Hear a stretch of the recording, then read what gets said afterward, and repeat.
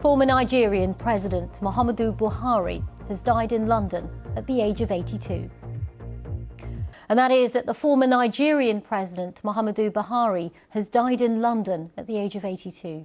He ruled briefly as a military dictator in the 1980s, then returned to power through an election in 2015, going on to win a second term. Mr. Buhari had some success in combating Boko Haram insurgents in the northeast of the country. But his time in office coincided with a slump in global oil prices and a deep economic crisis. Our Nigeria correspondent Miney Jones takes a look back at his life. Muhammadu Buhari was a military dictator turned Democrat. In 2015, he took the oath of office as a president elected by the people.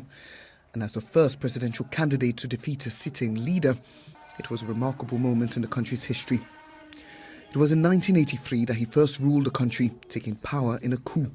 As a young officer, he rapidly rose through the army ranks during a time when Nigeria was experiencing frequent regime changes.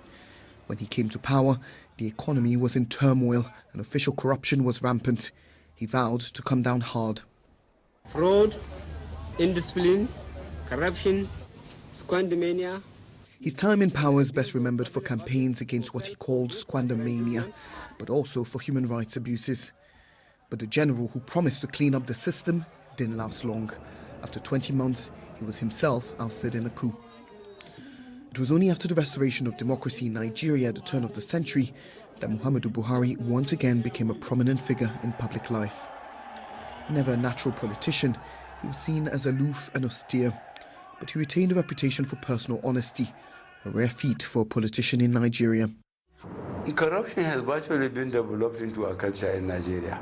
From the day we are sworn in as a government, anybody who abused trust will be called to account.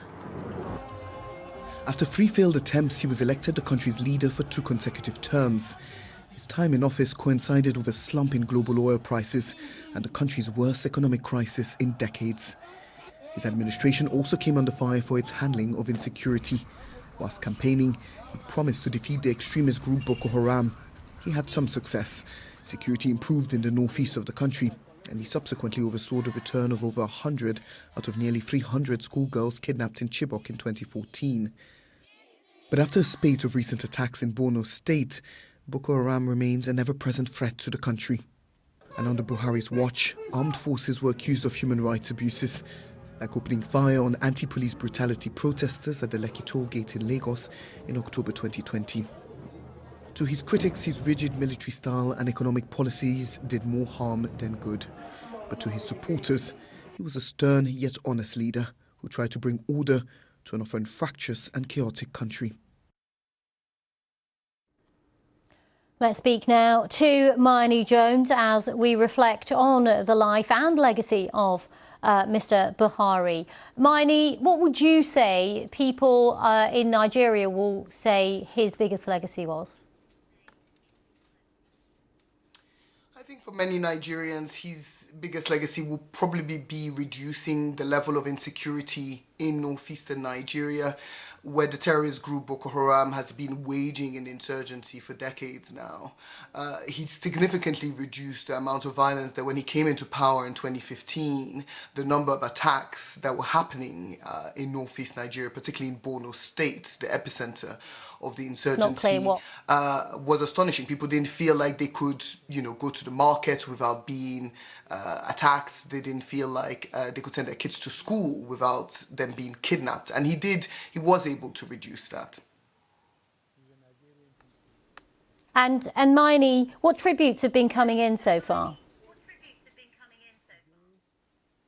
Well, President Bola Ahmed Tinubu, who's the current president of Nigeria, has released a statement. He sent his condolences not just to Aisha Buhari, Mr. Buhari's widow, but also to the people of Katsina State, where Mr. Buhari was from. He talked about his legacy being one of dedication and commitment to the people of Nigeria. He says that he sent the vice president to the UK to get Mr. Buhari's body and bring it back to Nigeria for burial. And he's also ordered that all flags be flown at half-mast in his honour. OK, Miney Jones, thank you very much for that update. And that, of course, is remembering Nigerian leader Muhammadu Buhari, who died in London at the age of 82.